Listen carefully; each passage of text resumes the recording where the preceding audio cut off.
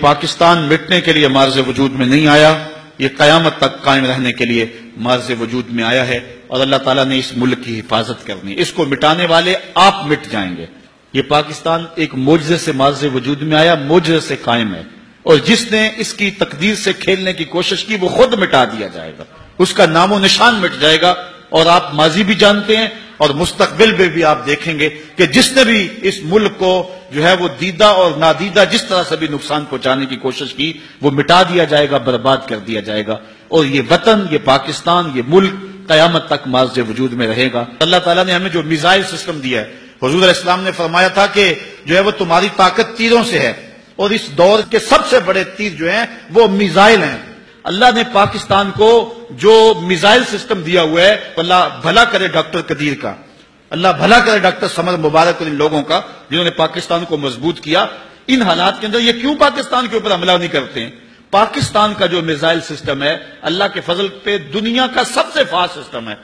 اور اتنا fast system کسی ملک کے پاس موجود نہیں ہے، میزائل سسٹم جو پاکستان کے پاس موجود ہے۔ یہ پاکستان کی طرف آنکھ اٹھا کر دیکھے تو صحیح، ہم یہاں سے فائر کریں گے، تل ابیب کے پر کچے اڑا کے رکھ دیں گے انشاءاللہ۔ وہ اپنے مضبوط بنکروں کے اندر بھی مضبوط نہیں رہیں گے، انہیں پتہ ہے اس بات کا۔ اللہ تعالیٰ نے پاکستان کو وہ تیر دیا ہے جس کا حضور نے فرمایا تھا کہ تمہارے تیروں سے تمہاری قوت ہے، تو یہ تیر اللہ نے پاکستان کو دیے ہوئے ہیں۔ ہمارے پاس غوری بھی موجود ہے، ہمارے پاس جو ہے وہ ہتف بھی موجود ہے، اور ہمارے پاس جو ہے وہ دیگر جو ہے وہ موجود ہیں، اور انشاءاللہ ابھی ان کو ہمارا ماضی یاد نہیں ہے، ابھی یہ پانی پت کے جو ہے وہ زخم کیا بھول گئے ہوئے ہیں، ہمارے مجاہدوں کی ان کہانیوں کو بھول گئے ہوئے ہیں کہ آج ان کی لڑکیاں بھی کہہ رہی ہیں کہ ہم پاکستان کو توڑ دیں گے، تمہیں شوق ہے تو پورا کر لو، جب تم جنگ شروع کرو گے، شروع تم کریں گے، پھر ختم ہماری مرضی سے انشاءاللہ ہوگی، تمہیں بھاگنے کے لیے کوئی جگہ ہی نہیں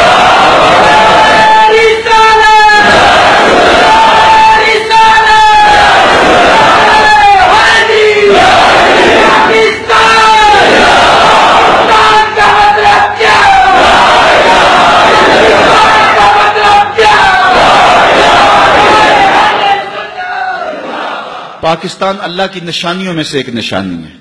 اس ملک کی قدر کرو، اس کی مٹی کو پاکیزہ جانو،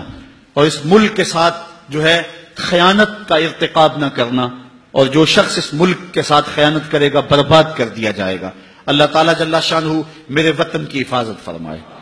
میرے ملک کے چپے چپے کو اپنی حفاظت اور اپنی امان میں رکھے، اور انشاءاللہ اللہ کے فضل سے یہ ملک خیر سے رہے گا۔ اللہ تعالیٰ نے ہمیں مضبوط آرمی عطا فرمائی ہوئی ہے، ہم ایٹمی صلاحیتوں سے مالا مال ہیں، ہمارے پاس جو ہے وہ جدید میزائل سسٹم موجود ہے، اور سب سے بڑھ کے بات اللہ تعالیٰ نے ہمیں حرارت جذبوں کی جو دی ہے، یہ کسی قوم کے پاس نہیں ہے۔ یہ تیروں سے، یہ تلواروں سے نہیں ڈرتے، یہ جو ہے وہ موت سے نہیں ڈرتے، یہ حضور علیہ السلام کے نام پہ سب کچھ قربان کرنے کے لیے تیار ہیں۔ پاکستان کی تاریخ گواہ ہے، 65 کی جنگ کے اندر قوم نے جو چونڈا کے محاذ پہ جرأت کے اور مظاہرے کیے تھے، دنیا کی تاریخ کے اندر کوئی ایسی مثال تو دکھاؤ ہے، تو اللہ تعالیٰ نے اس قوم کو وہ جرأتیں عطا فرمائی، یہ سب سے بڑا ہتھیار ہے، اور جس سے وہ ڈرتے ہیں، اور وہ فحاشی، عریانی، بے حیائی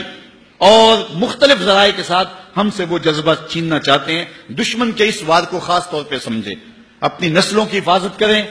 نوجوانوں کو دو قومی نظریے کا شعور دیں، اور نوجوانوں کے اخلاق اور ان کے کردار کی حفاظت کریں۔ یہ نوجوان ہی ہمارا اثاثہ ہے۔ نوجوانوں